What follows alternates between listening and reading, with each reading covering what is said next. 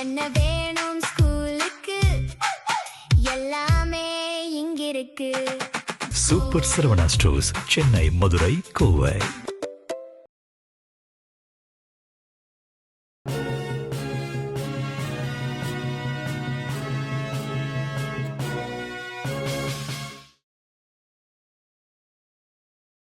வணக்கம். ஜெம் செய்திகளுக்காக தமிழ் மொழி. இந்திய நேரப்படி மதியம் 1:30 மணி செய்திகள். முதலில் ஜெம் தலைப்புச் செய்திகளை காணலாம். உடல் வெப்பத்தை குறைக்க எங்கு சென்றாலும் தண்ணீர் எடுத்து செல்லுங்கள், பிரதமர் நரேந்திர மோடி வலியுறுத்தல். டெல்லிக்கு சென்றார் தமிழக முதலமைச்சர் விஜய். பிரதமர் மோடி மற்றும் மத்திய அமைச்சர்களை சந்திக்க திட்டம். இந்தியாவை கட்டமைப்பதற்காக தனது வாழ்நாள் முழுவதையும் அர்ப்பணித்தார் முன்னாள் பிரதமர் ஜவஹர்லால் நேரு. மக்களவை எதிர்க்கட்சித் தலைவர் ராகுல் காந்தி புகழாரம். பக்ரீத் திருநாளை முன்னிட்டு இஸ்லாமிய சகோதர சகோதரிகளுக்கு முதலமைச்சர் விஜய் வாழ்த்து. பக்ரீத் திருநாளில் சமுதாயத்தில் மனிதநேயமும் மத நல்லிணக்கமும் தழைத்தோங்கிட வேண்டும் என வேண்டுகோள். கொச்சியில் கேரள முன்னாள் முதலமைச்சர் பினராயி விஜயன் வீடு உள்ளிட்ட 10க்கும் மேற்பட்ட இடங்களில் அமலாக்கத்துறை அதிகாரிகள் சோதனை. பண மோசடி சம்பந்தமாக பல முக்கிய ஆவணங்கள் கிடைத்துள்ளதாக தகவல். அதிமுக பொதுச் செயலாளர் எடப்பாடி பழனிசாமியுடன் இணைந்த எஸ்பி வேலுமணி தரப்பு சட்டமன்ற உறுப்பினர்கள் சி.வி. சண்முகம், விஜயபாஸ்கர், அருள்மொழிதேவன் ஆகிய 3 பேர் இணையவில்லை என தகவல். இனி விரிவான செய்திகளை காணலாம். வெப்பநிலை அதிகரித்து வருவதால் தனது சக குடிமக்கள் அனைவரும் இயன்றவரை அதிகப்படியான முன்னெச்சரிக்கை நடவடிக்கைகளை மேற்கொள்ளுமாறு பிரதமர் மோடி அறிவுறுத்தியுள்ளார். பிரதமர் நரேந்திர மோடி தனது சமூக வலைதள பக்கத்தில் பதிவு வெளியிட்டுள்ளார். அதில் நாட்டின் பல்வேறு பகுதிகளில் வெப்பநிலையானது தொடர்ந்து உயர்ந்து வருகின்றது என்றும் அன்றாட வாழ்வில் வெப்பத்தின் காரணமாக ஏற்படும் பல்வேறு சிரமங்களுக்கு அதிகரித்து வருகின்றது என்றும் கூறினார். தனது சக குடிமக்கள் அனைவரும் இயன்றவரை அதிகப்படியான முன்னெச்சரிக்கை நடவடிக்கைகளை மேற்கொள்ளுமாறு அறிவுறுத்தினார். தயவு செய்து உங்கள் உடல் நீர்ச்சத்துடன் இருப்பதை உறுதி செய்து கொள்ளுங்கள் என்றும் வீட்டை விட்டு வெளியே செல்லும் போது உடன் தண்ணீர் எடுத்து செல்லுங்கள் என்றும் வலியுறுத்தினார். மேலும் தங்கள் வீடுகள் மற்றும் கடைகளுக்கு வெளியே மண்பானைகளில் தண்ணீர் வைத்து அவ்வழியே செல்பவர் எவரும் அதை பருகும் வகையில் ஏற்பாடு செய்துள்ளதை தான் பெரிதும் பாராட்டுகின்றேன் என்றும் குறிப்பிட்டுள்ளார். டெல்லிக்கு சென்றுள்ள தமிழக முதலமைச்சர் விஜய் இன்று பிரதமர் மோடி மற்றும் மத்திய அமைச்சர்களை சந்திக்க உள்ளார். முதலமைச்சராக பதவியேற்ற பிறகு முதன்முறையாக இன்று டெல்லிக்கு சென்றார் தமிழக முதலமைச்சர் விஜய். காலை 9:30 மணிக்கு தனி விமானத்தின் மூலம் சென்னையிலிருந்து டெல்லிக்கு புறப்பட்டார். அவர் டெல்லியில் உள்ள தமிழ்நாடு இல்லத்திற்கு செல்கின்றார். இதன் பின்னர் பிரதமர் மோடியை மாலை 4:30 மணி அளவில் அவரது அலுவலகத்தில் சந்திக்க உள்ளார். தொடர்ந்து மாலை 6:45 மணி அளவில் உள்துறை அமைச்சர் அமித்ஷாவையும், இரவு 7:30 மணி அளவில் நிதியமைச்சர் நிர்மலா சீதாராமனையும் சந்தித்து தமிழக நலன் சார்ந்து பல்வேறு கோரிக்கைகள் அடங்கிய மனுவை வழங்க உள்ளார். மேலும் இரவு குடியரசுத் தலைவர் திரௌபதி முர்மு, துணை குடியரசுத் தலைவர் சி.பி. ராதாகிருஷ்ணன் ஆகியோரை சந்திக்கின்றார். நாளை காலை காங்கிரஸ் கட்சி தலைவர்களான சோனியா காந்தி, ராகுல் காந்தி, பிரியங்கா காந்தி ஆகியோர்களை சந்தித்து பேச உள்ளார். இந்தியாவை கட்டமைப்பதற்காக முன்னாள் பிரதமர் ஜவஹர்லால் நேரு தனது வாழ்நாள் முழுவதையும் அர்ப்பணித்ததாக மக்களவை எதிர்க்கட்சித் தலைவர் ராகுல் காந்தி தெரிவித்துள்ளார். டெல்லியில் உள்ள சாந்தி வனத்தில் முன்னாள் பிரதமர் ஜவஹர்லால் நேருவின் 62வது நினைவு நாளையொட்டி அவரது நினைவிடத்தில் மக்களவை எதிர்க்கட்சித் தலைவர் ராகுல் காந்தி, காங்கிரஸ் தலைவர் மல்லிகார்ஜுன் கார்கே ஆகியோர் மலர் தூவி அஞ்சலி செலுத்தினர். இது தொடர்பாக மக்களவை எதிர்க்கட்சித் தலைவர் ராகுல் காந்தி தனது சமூக வலைதள பக்கத்தில் நாட்டின் முதல் பிரதமர் பண்டிதர் ஜவஹர்லால் நேருவின் நினைவு தினத்தில் அவருக்கு தனது நெஞ்சார்ந்த அஞ்சலியை செலுத்தியதாக தெரிவித்தார். நவீன இந்தியாவின் வலுவான அடித்தளத்தை அமைத்ததோடு மட்டுமன்றி உள்ளடக்கிய இணக்கமான மற்றும் முற்போக்கான இந்தியாவை கட்டமைப்பதற்கான அவர் தனது வாழ்நாள் முழுவதையும் அர்ப்பணித்ததாக கூறினார். சுதந்திரம், ஜனநாயக கோட்பாடுகள், அரசியல் அமைப்பு உரிமைகள், சமூக நீதி மற்றும் அறிவியல் பூர்வமான பார்வை ஆகியவற்றில் வேரூன்றிய அவரது தொலைநோக்கு தலைமை நமக்கு என்றும் வழிகாட்டியாக விளங்கும் என்று தெரிவித்தார். பக்ரீத் திருநாளை முன்னிட்டு இஸ்லாமிய சகோதர சகோதரிகள் அனைவருக்கும் தனது இதயம் கனிந்த நல்வாழ்த்துக்களை தமிழக முதலமைச்சர் விஜய் தெரிவித்துள்ளார். தமிழக முதலமைச்சர் விஜய் பக்ரீத் பண்டிகையை முன்னிட்டு வாழ்த்து செய்தி வெளியிட்டுள்ளார். அதில் ஈகை திருநாளாம் பக்ரீத் திருநாளை முன்னிட்டு இஸ்லாமிய சகோதர சகோதரிகள் அனைவருக்கும் தனது இதயம் கனிந்த நல்வாழ்த்துக்களை தெரிவித்தார். இறை நம்பிக்கை, தியாகம், கருணை, பகிர்வு, மனிதநேயம் ஆகிய உயரிய விழுமியங்களை மனித குலத்திற்கு உணர்த்தும் புனித பெருநாளாக பக்ரீத் திகழ்கின்றது என்று குறிப்பிட்டுள்ளார். ஏழை எளிய மக்களுடன் மகிழ்ச்சியை பகிர்ந்து கொள்ள வேண்டும் என்பதை வலியுறுத்தும் பக்ரீத் திருநாளில் சமுதாயத்தில் மனிதநேயமும் மத நல்லிணக்கமும் மேலும் தழைத்துவங்கிட வேண்டும் என்று கேட்டுக்கொண்டார். கொச்சியில் கேரள முன்னாள் முதலமைச்சர் பினராயி விஜயன் வீடு உள்ளிட்ட 10க்கும் மேற்பட்ட இடங்களில் அமலாக்கத்துறை அதிகாரிகள் சோதனை மேற்கொண்டுள்ளனர். கேரள மாநிலம் கொச்சியில் கனிமவள மோசடி வழக்கு தொடர்பாக கேரள முன்னாள் முதலமைச்சர் பினராயி விஜயன் வீடு உள்ளிட்ட 10க்கும் மேற்பட்ட இடங்களில் அமலாக்கத்துறை அதிகாரிகள் சோதனை மேற்கொண்டுள்ளனர். இந்த வழக்கில் Cochin minerals and rutile limited நிறுவனம் பினராயி விஜயனின் மகள் வீணாவுக்கு சொந்தமான எக்ஸாலாஜிக் சொல்யூஷன்ஸ் நிறுவனத்திற்கு 2018 மற்றும் 2019 ஆண்டுகளில் 1,72 லட்சம் ரூபாய் சட்டவிரோதமாக வழங்கியதாக குற்றச்சாட்டு எழுந்துள்ளது. இந்த விவகாரத்தில் அமலாக்கத்துறை மேற்கொண்ட நடவடிக்கைகளை ரத்து செய்ய கோரி CMRL நிறுவனம் தாக்கல் செய்த மனுவை கேரள உச்சநீதிமன்றம் தள்ளுபடி செய்த நிலையில் சோதனை நடைபெறுகின்றது. இந்த சோதனையில் பண மோசடி சம்பந்தமாக பல முக்கிய ஆவணங்கள் கிடைத்துள்ளதாக தகவல்கள் வெளியாகியுள்ளன. பசுமை வழிச்சாலையில் உள்ள அதிமுக பொதுச் செயலாளர் எடப்பாடி பழனிசாமியின் இல்லத்திற்கு சென்ற SP வேலுமணி தரப்பு சட்டமன்ற உறுப்பினர்கள் அதிமுகவில் இணைந்தனர். சென்னை பசுமை வழிச்சாலையில் உள்ள அதிமுக பொதுச் செயலாளர் எடப்பாடி பழனிசாமியின் இல்லத்திற்கு SP வேலுமணி தரப்பு சட்டமன்ற உறுப்பினர்கள் சென்றனர். அப்போது சமாதான பேச்சுவார்த்தை சுமூகமாக முடிந்ததால் அதிமுகவில் தங்களை மீண்டும் இணைத்துக் கொண்டனர்.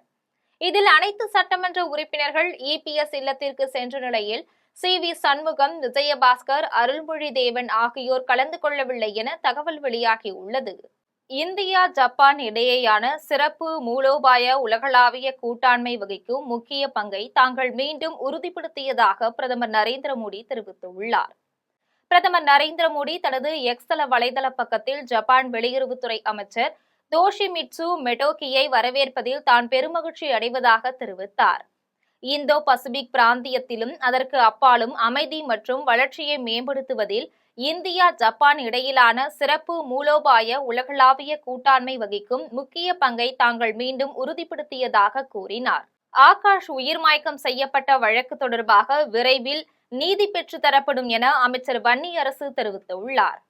விருதுநகர் மாவட்டம் ஸ்ரீவில்லிபுத்தூரில் வருகை தந்த அமைச்சர் வன்னியரசுவிற்கு சால்வை அணிவித்து பொதுமக்கள் மற்றும் விடுதலை சிறுத்தை கட்சியினர் உற்சாக வரவேற்பு அளித்தனர். அதன் பின்னர் அவர் செய்தியாளர்களை சந்தித்து பேசிய போது ஆகாஷ் உயிர்மாய்க்கம் செய்யப்பட்ட வழக்கு தொடர்பாக விரைவில் அவர்களுக்கான நீதி பெற்றுத்தரப்படும் என உறுதியளித்தார். தமிழகத்தில் சட்டம் ஒழுங்கு சரியில்லை என்று கூறுவது ஏற்புடையது அல்ல என்றும் தற்போதுதான் புதிய காவல்துறை அதிகாரிகளை நியமித்துக் கொண்டிருக்கிறார்கள் என்றும் தெரிவித்தார். சூலூர் பாலியல் வழக்கு விவகாரத்தை பேசிக் கொண்டிருந்த போது 3 காவல்துறை அதிகாரிகள் செய்தியாளர் சந்திப்பில் சிரித்தது குறித்த கேள்விக்கு பதிலளித்த அவர், இதுகுறித்து சம்பந்தப்பட்ட அதிகாரிகள் தரப்பில் விளக்கம் அளிக்கப்பட்டுள்ளது என்றும் வேறொரு இயல்பான விஷயத்தை பேசிக் கொண்டிருந்த போது எடுக்கப்பட்ட காட்சி எது என்று விளக்கியுள்ளதாக கூறினார். விருதுநகர் மாவட்டத்தில் அரசின் விதிமுறைகளை பின்பற்றாமல் செயல்பட்டு வந்த 23 குவாரிகளை உடனடியாக மூட கனிம வளத்துறை அமைச்சர் பிரபு உத்தரவிட்டுள்ளார். விருதுநகர் மாவட்டம் திருச்சுழி அருகே உள்ள ஒரு கல்குவாரியில் கனிம வளத்துறை அமைச்சர் பிரபு திடீரென ஆய்வு மேற்கொண்டார். அப்போது அங்கு பணிபுரியும் வடமாநிலத்தை சேர்ந்தவர்களிடம் பாதுகாப்பு குறித்தும் கேட்டறிந்தார். தொடர்ந்து அதிக திறன் கொண்ட வெடிகளை குவாரிகளில் வெடிக்க தடை விதித்தார். விருதுநகர் மாவட்டத்தில் விதிமுறைகளை பின்பற்றாமல் செயல்பட்டு வந்த 23 குவாரிகளை உடனடியாக தற்காலிகமாக நிறுத்த உத்தரவிட்டார்.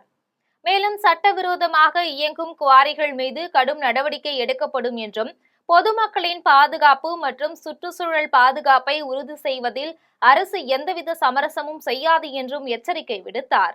அமைச்சராக பதவியேற்ற பிறகு விருதுநகர் மாவட்டத்திற்கு வருகை தந்த அமைச்சர் ஜெகதீஸ்வரிக்கு மாவட்ட ஆட்சியர் சுகபுத்ரா உள்ளிட்ட அரசு அதிகாரிகள் பூங்கொடுத்து கொடுத்து வரவேற்றனர். தமிழக வெற்றி கழகம் சார்பில் சட்டமன்ற தேர்தலில் ராஜபாளையத்தில் ஜெகதீஸ்வரி வெற்றி பெற்று சட்டமன்ற உறுப்பினராக பதவியேற்றார். கட்சி தலைமையவருக்கு சமூக நலன் மற்றும் மகளிர் மேம்பாட்டுத்துறை அமைச்சர் பதவியை ஒதுக்கியது.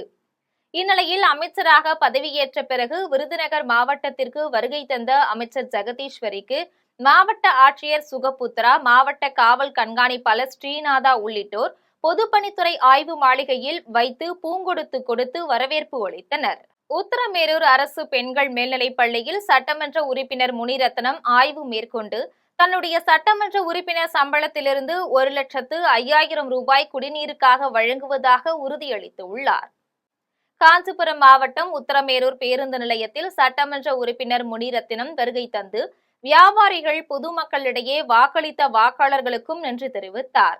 அப்போது அகரம் துளி ஊராட்சியை சார்ந்த நாகராணி என்பவர் சட்டமன்ற உறுப்பினரை சந்தித்து உத்தரமேரூர் பெண்கள் மேல்நிலைப் பள்ளியில் அடிப்படை வசதி செய்து தர வேண்டும் என கோரிக்கை விடுத்தார்.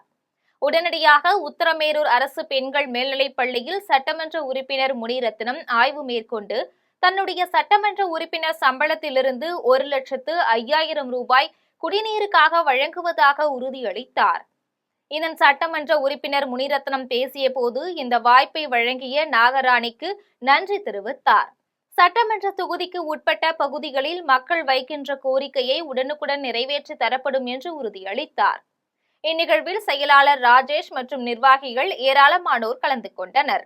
அதிமுகவிலிருந்து விலகி 500க்கும் மேற்பட்டோர் பூந்தமல்லி சட்டமன்ற உறுப்பினர் பிரகாசம் முன்னிலையில் தாவேகவில் இணைந்தனர். பூவிருந்தவள்ளியில் தாவேக கட்சி சார்பில் மாற்றுக் கட்சியிலிருந்து விலகி தாவேக கட்சியில் இணையும் நிகழ்ச்சி மற்றும் நலத்திட்ட உதவிகள் வழங்கும் நிகழ்ச்சி நடைபெற்றது. இதில் அதிமுக திருவள்ளூர் மாவட்ட வர்த்தக அணி செயலாளர் நாராயணன் முன்னிலையில் வட்ட செயலாளர் ஆனந்த், நகர இளைஞர் பாசறை செயலாளர் சந்தோஷ்குமார் உள்ளிட்ட 500க்கும் மேற்பட்டோர் அதிமுகவிலிருந்து விலகி பூந்தமல்லி சட்டமன்ற உறுப்பினர் பிரகாசம் முன்னிலையில் தாவேகவில் இணைந்தனர். மாற்றுக் கட்சியிலிருந்து பல்வேறு உறுப்பினர்கள் தாவேகவில் இணைந்ததை கொண்டாடும் விதமாக ஏழை எளிய மக்களுக்கு நலத்திட்ட உதவிகளும் வழங்கப்பட்டது. மதுரவாயல் தொகுதிக்கு உட்பட்ட அனைத்து பள்ளிகளையும் தான் நேரில் சென்று ஆய்வு செய்ததாக தாவேக சட்டமன்ற உறுப்பினர் ரேவந்த் சரண் தெரிவித்துள்ளார். சென்னையில் தாவேக சட்டமன்ற உறுப்பினர் ரேவந்த் சரண் செய்தியாளர்களை சந்தித்து பேசினார். அப்போது கடந்த வாரம் மதுரவாயல் தொகுதிக்கு உட்பட்ட அனைத்து பள்ளிகளையும் தான் ஆய்வு செய்ததாக தெரிவித்தார். இந்த ஆய்வின் மூலமும் பள்ளி ஊழியர்களுடனான கலந்துரையாடலின் மூலமும் ஒவ்வொரு பள்ளியிலும் பல்வேறு பிரச்சனைகள் இருப்பதை நாங்கள் அறிந்து கொண்டதாக கூறினார். மேலும் இவை அனைத்தும் தொகுக்கப்பட்டு பொதுப்பணித்துறை அமைச்சர் ஆதவ் அர்ஜுனா, பள்ளி கல்வித்துறை அமைச்சர் ராஜ்மோகன் ஆகியோரிடம் சமர்ப்பிக்கப்பட்டுள்ளதாகவும் தெரிவித்தார். திருநெல்வேலி மாநகரத்தை பொறுத்தவரை 318 கிலோகிராம் போதைப் பொருட்கள் அழிக்கப்பட்டுள்ளதாக மாநகர காவல் ஆணையர் விஜயகுமார் தெரிவித்துள்ளார். திருநெல்வேலியில் மாநகர காவல் ஆணையர் விஜயகுமார் செய்தியாளர்களை சந்தித்து பேசினார். அப்போது போதைப் பொருட்கள் அழிப்பு குறித்து பேசிய அவர், திருநெல்வேலி மாநகரத்தை பொறுத்தவரை 318 கிலோகிராம் போதைப் பொருட்கள் அழிக்கப்பட்டுள்ளதாக தெரிவித்தார். 3 மாதங்களுக்கு ஒருமுறை மாநகர போதைப்பொருள் ஒழிப்பு குழு கூடி போதைப் பொருட்களை அழிப்பது குறித்து முடிவு செய்து வருவதாக தெரிவித்தார். அந்த வகையில் தாங்கள் 66 வழக்குகளை கண்டறிந்து சம்பந்தப்பட்ட நீதிமன்றங்களிடமிருந்து உத்தரவுகளை பெற்றதாக கூறினார். தொடர்ந்து இந்த 318 கிலோகிராம் போதைப் பொருட்களும் அழிக்கப்பட வேண்டும் என்று மாநகர அளவிலான போதைப்பொருள் ஒழிப்பு குழு முடிவு செய்ததாக தெரிவித்தார். திருமயம் அருகே உள்ள பில்லமங்கலம் பொன்னழகியம்மன் தேர் திருவிழாவை ஒட்டி நடைபெற்ற மாட்டு வண்டி பந்தயத்தை பொதுமக்கள் சாலையோரத்தில் நின்று ஆர்வத்துடன் கண்டுகளித்தனர். புதுக்கோட்டை மாவட்டம் திருமயம் அருகே உள்ள பில்லமங்கலம் பொன்னழகியம்மன் தேர் திருவிழாவை ஒட்டி மாட்டு வண்டி பந்தயம் நடைபெற்றது. இதில் சிறிய மாடு, பெரிய மாடு என இரு பிரிவுகளாக நடைபெற்ற போட்டியில் 18 ஜோடி மாடுகள் கலந்து கொண்டன. தொடர்ந்து சாலையில் சீறி பாய்ந்து சென்ற காளைகளை பொதுமக்கள் சாலையோரத்தில் நின்று ஆர்வத்துடன் கண்டுகளித்தனர். போட்டியில் வெற்றி பெற்ற மாட்டு வண்டியின் உரிமையாளர்களுக்கும் அதனை ஓட்டிய சாரதிகளுக்கும் பணப்பரிசும் பரிசு பொருட்களும் வழங்கப்பட்டன. நாகர்கோவில் வடசேரி பேருந்து நிலையத்தில் கட்டண கழிப்பிடத்தில் அதிக கட்டணம் வசூலிப்பதாக கூறி பயணி ஒருவர் வெளியிட்ட காட்சி சமூக வலைதள பக்கத்தில் வைரலாகி வருகிறது. கன்னியாகுமரி வடசேரி பேருந்து நிலையத்திற்கு தினசரி ஏராளமான பயணிகள் வருகை தருகின்றனர். இந்நிலையில் அங்கு நாகர்கோவில் மாநகராட்சி சார்பில் கட்டண கழிப்பறை வைக்கப்பட்டுள்ளது. இந்த கட்டண கழிப்பறையானது ஒப்பந்த அடிப்படையில் செயல்பட்டு பராமரிக்கப்பட்டு வருகின்றது. இதற்காக மாநகராட்சி சார்பில் நிர்ணயிக்கப்பட்ட கட்டணம் அறிவிக்கப்பட்டு அதனை அறிவிப்பு பலகையாக கழிவறை முன் வைக்கப்பட்டு உள்ளது. ஆனால் அறிவிக்கப்பட்ட தொகையை விட அதிகமாக அங்குள்ள ஊழியர்கள் வசூலித்து வருவதாக கூறப்படுகின்றது. இதனால் பயணி ஒருவர் அறிவித்த தொகையை விட அதிக கட்டணம் வசூல் செய்து வருவதாகவும், இதனை கேட்டால் இதை பற்றி விவாதிக்க கூடாது என கட்டளையிடுவதாக கூறி சமூக வலைதளத்தில் வீடியோ பதிவு ஒன்றை வெளியிட்டுள்ளார். தற்போது அந்த வீடியோ சமூக வலைதளத்தில் வைரலாகி வருகிறது. கும்பகோணம் அருகே பயிர்க்கடன் முழுவதையும் தள்ளுபடி செய்ய வேண்டும் என்று வலியுறுத்தி விவசாயிகள் வயலில் இறங்கி ஆர்ப்பாட்டத்தில் ஈடுபட்டனர். சட்டமன்ற தேர்தலின் போது தாவேக தேர்தல் அறிக்கையில் சிறு குறு விவசாயிகள் கூட்டுறவு வங்கியில் பெற்ற பயிர்க்கடன் முழுமையாக ரத்து செய்யப்படும் என்று உறுதியளிக்கப்பட்டது. இந்நிலையில் 50,000 ரூபாய் வரை கடன் பெற்ற விவசாயிகளுக்கு பயிர்க்கடன் தள்ளுபடி செய்யும் என்று அறிவித்துள்ளது. இதனால் விவசாயிகள் மத்தியில் பெரும் அதிருப்தி நிலவுகின்றது. எனவே பயிர்க்கடன் முழுவதையும் தள்ளுபடி செய்ய வேண்டும் என்று வலியுறுத்தி தஞ்சாவூர் மாவட்டம் கும்பகோணம் அருகே பந்தநல்லூரில் விவசாயிகள் வயலில் இறங்கி ஆர்ப்பாட்டத்தில் ஈடுபட்டனர். மேலும் கைகளில் பயிர்களை ஏந்தியபடி தமிழக அரசுக்கு எதிராக கண்டன கோஷங்களை எழுப்பினர். மதுராந்தகம் அதிமுக சட்டமன்ற உறுப்பினர் தனது பதவியை ராஜினாமா செய்துவிட்டு தாவேகவில் இணைந்ததால் அதிமுக சார்பில் அவருக்கு எதிராக போராட்டங்கள் நடைபெற்றது. செங்கல்பட்டு மாவட்டம் மதுராந்தகம் சட்டமன்ற தொகுதியில் அதிமுக சார்பில் போட்டியிட்ட மரகதம் குமரவேல் வெற்றி பெற்றார். அதிமுகவில் ஏற்பட்ட உட்கட்சி பூசல் காரணமாக எடப்பாடி பழனிசாமி மற்றும் வேலுமணி என இரு குழுக்களாக பிரிந்தனர். இந்நிலையில் வேலுமணி ஆதரவாளராக இருந்து வந்த மதுராந்தகம் சட்டமன்ற உறுப்பினர் மரகதம் குமரவேல் திடீரென தனது சட்டமன்ற உறுப்பினர் பதவியை ராஜினாமா செய்து தமிழக வெற்றி கழகத்தில் இணைந்தார். அதனைத் தொடர்ந்து மதுராந்தகம் தொகுதி முழுவதும் அதிமுக சார்பில் மரகதம் குமரவேலுக்கு எதிரான போராட்டங்கள் நடைபெற்றது. இந்நிகழ்வு அப்பகுதியில் பெரும் பரபரப்பை ஏற்படுத்தியுள்ளது. ஆலங்குளம் அருகே காவல்துறையினரால் சுடப்பட்ட பனை தொழிலாளியின் மனைவி பல்வேறு கோரிக்கைகளை வலியுறுத்தி உண்ணாவிரத போராட்டத்தில் ஈடுபட்டதால் அப்பகுதியில் பெரும் பரபரப்பு ஏற்பட்டுள்ளது. தென்காசி மாவட்டம் ஆலங்குளம் அருகே உள்ள மருதம்புத்தூரை சேர்ந்த பனை தொழிலாளி மணிகண்டன். பனை தொழிலாளியான இவர் மீது கடந்த ஏப்ரல் 7ஆம் தேதி கள் இறக்கி விற்பதாக கூறி நடைபெற்ற பிரச்சனையில் ஆலங்குளம் காவல் உதவி ஆய்வாளர் இசக்கி ராஜாவால் துப்பாக்கியால் சுடப்பட்டார். இந்த சம்பவம் தொடர்பாக ஊர் பொதுமக்கள் ஆலங்குளத்தில் உள்ள காமராஜர் சிலை முன்பு ஆர்ப்பாட்டத்தில் ஈடுபட்டனர். இதைத் தொடர்ந்து காவல் உதவி ஆய்வாளர் இசக்கி ராஜா மீது 4 பிரிவின் கீழ் வழக்கு பதிவு செய்யப்பட்டு அவர் சஸ்பெண்ட் செய்யப்பட்டார். மேலும் மணிகண்டனுக்கு ஆதரவாக போராட்டம் செய்த 226 பேர் மீது ஆலங்குளம் காவல்துறையினரால் வழக்கு பதிவு செய்யப்பட்டது. காயமடைந்த மணிகண்டன் தற்போது தூத்துக்குடி தனியார் மருத்துவமனையில் சிகிச்சை பெற்று வருகிறார். இந்நிலையில் மணிகண்டனின் மனைவி பொன்மணி துப்பாக்கி சூடு நடத்திய காவல் உதவி ஆய்வாளர் இசக்கி ராஜாவை பணி நீக்கம் செய்ய வேண்டும், அவரை கைது செய்து சிறையில் அடைக்க வேண்டும், தனது தகுதிக்கு ஏற்ப அரசு பணி வழங்கிட அரசு நடவடிக்கை எடுக்க வேண்டும் என்பன உள்ளிட்ட பல்வேறு கோரிக்கைகளை வலியுறுத்தி மருதம்புத்தூர் கிராமத்தில் உள்ள மாரியம்மன் கோவில் வளாகத்தில் தொடர் உண்ணாவிரத போராட்டத்தை தொடங்கியுள்ளார். இதில் அவருடன் அந்த பகுதியில் உள்ள பெண்கள், ஆண்கள் உண்ணாவிரதம் இருந்து வருகின்றனர். இந்த உண்ணாவிரத போராட்டத்தால் அப்பகுதியில் பெரும் பரபரப்பு ஏற்பட்டுள்ளது. மேலூர் அருகே நண்பர்களுடன் மது அருந்தும் போது ஏற்பட்ட தகராறில் ஒருவர் உயிரிழந்த சம்பவம் அப்பகுதியில் பரபரப்பை ஏற்படுத்தியுள்ளது. மதுரை மாவட்டம் மேலூர் அருகே திருவாதவூர் வெள்ளமுத்தன்பட்டியை சேர்ந்தவர் ஆக்டிங் டிரைவர் ராஜ்குமார். இவர் குளியல் தொட்டி பகுதியில் கல்லால் முகம் சிதைக்கப்பட்டு உயிரிழந்து கிடந்துள்ளார். இதுகுறித்து அப்பகுதி மக்கள் அளித்த தகவலின் பேரில் சம்பவ இடத்திற்கு விரைந்து வந்த மேலூர் காவல்துறையினர் ராஜ்குமாரின் உடலை கைப்பற்றி உடற்கூறாய்வுக்காக மேலூர் அரசு மருத்துவமனைக்கு அனுப்பி வைத்தனர். இதனைத் தொடர்ந்து சம்பவ இடத்தில் தடயங்களை சேகரித்த காவல்துறையினரின் முதல்கட்ட விசாரணையில் ராஜ்குமார் தனது நண்பர்களுடன் சேர்ந்து மது அருந்திய போது தகராறு ஏற்பட்டதாகவும், அந்த தகராறில் கல்லால் தாக்கி உயிர் பறிப்பு செய்யப்பட்டிருக்கலாம் எனவும் தெரியவந்துள்ளது. இச்சம்பவம் அப்பகுதியில் பெரும் அதிர்ச்சியை ஏற்படுத்தியுள்ளது. குனியமுத்தூரில் பக்ரீத் பண்டிகையொட்டி நடைபெற்ற சிறப்பு தொழுகையில் ஆயிரக்கணக்கான இஸ்லாமியர்கள் கலந்து கொண்டனர். கோவையின் குனியமுத்தூரில் பக்ரீத் பண்டிகையொட்டி ஜாக் கமிட்டி சார்பில் சிறப்பு தொழுகை நடைபெற்றது. இதில் ஆண்கள், பெண்கள் என ஆயிரக்கணக்கான இஸ்லாமியர்கள் கலந்து கொண்டனர். தொழுகை நிறைவடைந்த பின் ஒருவருக்கு ஒருவர் கட்டித் தழுவி பக்ரீத் வாழ்த்துக்களை பரிமாறிக்கொண்டனர். மேலும் இஸ்லாமியர்கள் ஆடு மாடு போன்றவற்றை பலியிட்டு அதன் இறைச்சியை ஏழை மக்களுக்கு தானமாக வழங்கி மகிழ்ந்தனர். வேலூர் மற்றும் அதன் சுற்றுவட்டார பகுதிகளில் பலத்த காற்றுடன் கனமழை கொட்டி தீர்த்ததால் பொதுமக்கள் மற்றும் விவசாயிகள் மகிழ்ச்சியடைந்துள்ளனர். வேலூர் மாவட்டம் சத்துவாச்சாரி, காட்பாடி, பாகாயம், சேன்பாக்கம், லத்தேரி, பொன்னை, வள்ளிமலை உள்ளிட்ட பல்வேறு பகுதிகளில் பலத்த காற்றுடன் கனமழை கொட்டி தீர்த்தது. கடந்த 2 நாட்களாக வேலூர் சுற்றுவட்டார பகுதிகளில் மழை பெய்வதால் ஓரளவு வெப்பம் தணிந்து குளிர்ச்சியான சூழல் நிலவியது. திடீர் மழை காரணமாக பொதுமக்களும் விவசாயிகளும் மகிழ்ச்சியடைந்துள்ளனர். தமிழ்நாட்டு அரசியல் இதுவரை நாகரிகமான அரசியலாகத்தான் நடந்து கொண்டிருக்கின்றது என்று அமைச்சர் வன்னியரசு தெரிவித்துள்ளார். விருதுநகர் மாவட்டம் காரியாபட்டி அருகே ஐயன் ரெட்டியாப்பட்டிற்கு சமூக நீதித்துறை அமைச்சராக பொறுப்பேற்ற வன்னியரசு வருகை தந்த போது ஊர் பொதுமக்கள் மற்றும் கட்சி நிர்வாகிகள் உற்சாக வரவேற்பு அளித்தனர்.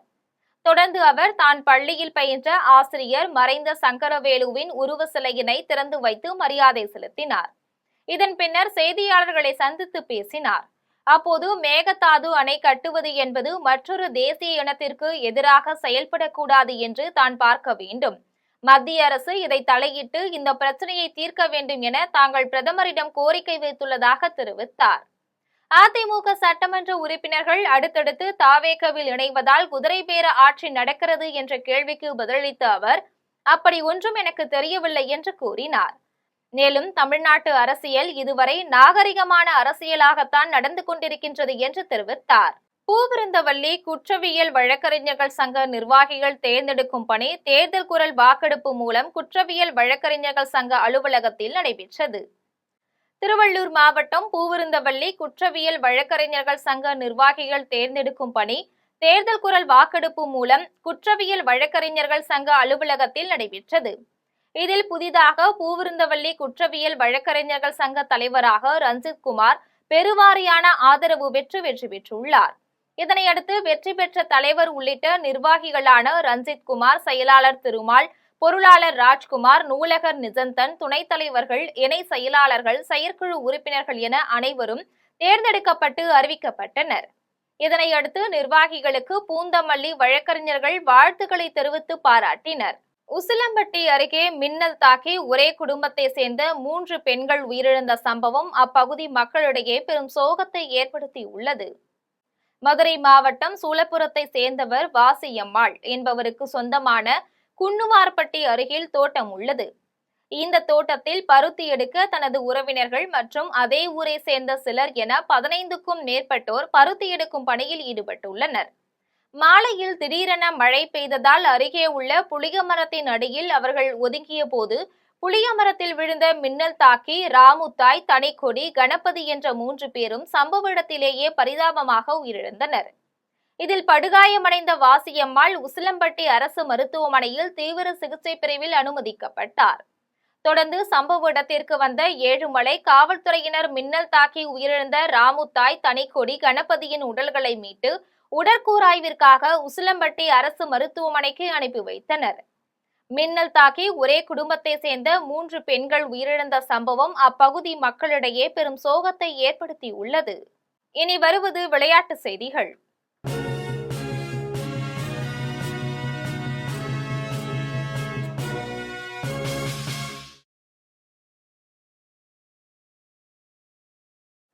கோவில்பட்டியில் நடைபெற்று வரும் அகில இந்திய அளவிலான ஹாக்கி தொடரில் கோவில்பட்டி, பெங்களூரு, புதுடெல்லி, மும்பை, பஞ்சாப், ஜலந்தர் உள்ளிட்ட அணிகள் காலிறுதிப் போட்டிக்கு முன்னேறியுள்ளன. தூத்துக்குடி மாவட்டம் கோவில்பட்டி அருகே கிருஷ்ணா நகரில் உள்ள செயற்கை புல்வெளி ஹாக்கி மைதானத்தில் அகில இந்திய அளவிலான ஹாக்கி தொடரின் 6வது நாள் போட்டிகள் நடைபெற்றது. இதில் முதல் போட்டியில் சென்னை அணியும், 2வது போட்டியில் கோவில்பட்டி அணியும், 3வது போட்டியில் மும்பை அணியும் வெற்றி பெற்றன. 4வது போட்டியில் பஞ்சாப் சிந்து வங்கி மற்றும் ஜலந்தர் ஆர்மி கிரீன் அணிகள் மோதின. இதில் 3-3 என்ற கோல் கணக்கில் இரு அணிகளும் சம புள்ளிகளை பெற்றது. மேலும் கோவில்பட்டி, பெங்களூரு, புதுடெல்லி, மும்பை, ஜலந்தர், பஞ்சாப், ஜலந்தர், ஆர்மி கிரீன் உள்ளிட்ட அணிகள் காலிறுதிப் போட்டிக்கு தகுதி பெற்றது. பிரெஞ்சு ஓபன் டென்னிஸ் தொடரின் முதல் சுற்று போட்டியில் கிளெமெண்ட் டாபரை வீழ்த்தி ஜானிக் சின்னர் 2வது சுற்றுக்கு முன்னேறினார். பிரான்சின் பாரிஸ் நகரில் பிரெஞ்சு ஓபன் டென்னிஸ் தொடரின் ஆண்கள் ஒற்றையர் பிரிவு முதல் சுற்று போட்டி நடைபெற்றது. இந்த போட்டியில் இத்தாலியின் ஜானிக் சின்னர் பிரான்சின் கிளெமெண்ட் டாபருடன் மோதினார். இதில் சிறப்பாக விளையாடிய ஜானிக் சின்னர் 3-0 என்ற செட் கணக்கில் கிளெமெண்ட் டாபரை வீழ்த்தினார். இதன் மூலம் ஜானிக் சின்னர் இரண்டாவது சுற்றுக்கு முன்னேறினார். இனி வருவது தங்கம், வெள்ளி மற்றும் பங்கு சந்தை விலை நிலவரம்.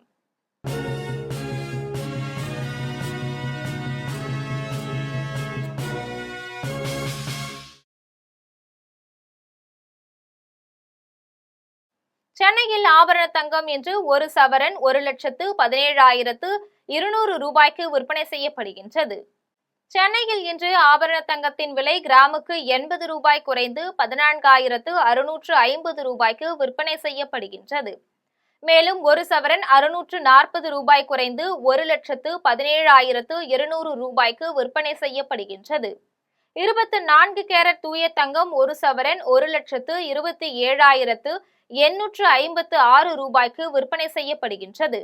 மேலும் 1 கிராம் வெள்ளி 290 ரூபாய்க்கும் 1 கிலோ வெள்ளி 2,90,000 ரூபாய்க்கும் விற்பனை செய்யப்படுகின்றது. இந்திய பங்கு சந்தைகளில் வணிகம் இன்று உயர்வுடன் காணப்படுகின்றது. மும்பை பங்கு சந்தை பங்கு விலை குறியீட்டு எண் சென்செக்ஸ் 132 புள்ளிகள் அதிகரித்து 76,142 புள்ளிகளில் வணிகமாகிறது. தேசிய பங்குச்சந்தை பங்கு விலை குறியீட்டு எண் நிப்டி 52 புள்ளிகள் அதிகரித்து 23,966 புள்ளிகளில் வணிகமாகிறது. மீண்டும் ஜெம் தலைப்புச் செய்திகள். உடல் வெப்பத்தை குறைக்க எங்கு சென்றாலும் தண்ணீர் எடுத்து செல்லுங்கள், பிரதமர் நரேந்திர மோடி வலியுறுத்தல். டெல்லிக்கு சென்றார் தமிழக முதலமைச்சர் விஜய். பிரதமர் மோடி மற்றும் மத்திய அமைச்சர்களை சந்திக்க திட்டம். இந்தியாவை கட்டமைப்பதற்காக தனது வாழ்நாள் முழுவதையும் அர்ப்பணித்தார் முன்னாள் பிரதமர் ஜவஹர்லால் நேரு. மக்களவை எதிர்க்கட்சித் தலைவர் ராகுல் காந்தி புகழாரம். பக்ரீத் திருநாளை முன்னிட்டு இஸ்லாமிய சகோதர சகோதரிகளுக்கு முதலமைச்சர் விஜய் வாழ்த்து. பக்ரீத் திருநாளில் சமுதாயத்தில் மனிதநேயமும் மத நல்லிணக்கமும் தழைத்தோங்கிட வேண்டும் என வேண்டுகோள். கொச்சியில் கேரள முன்னாள் முதலமைச்சர் பினராயி விஜயன் வீடு உள்ளிட்ட 10க்கும் மேற்பட்ட இடங்களில் அமலாக்கத்துறை அதிகாரிகள் சோதனை. பண மோசடி சம்பந்தமாக பல முக்கிய ஆவணங்கள் கிடைத்துள்ளதாக தகவல். அதிமுக பொதுச் செயலாளர் எடப்பாடி பழனிசாமியுடன் இணைந்த எஸ்பி வேலுமணி தரப்பு சட்டமன்ற உறுப்பினர்கள். சி.வி. சண்முகம், விஜயபாஸ்கர், அருள்மொழி தேவன் ஆகிய 3 பேர் இணையவில்லை என தகவல்.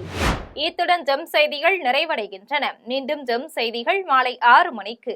உடனுக்குடன் செய்திகளை காண gemlive.tv என்ற இணையதளத்தில் இணைந்திருங்கள். நன்றி, வணக்கம்.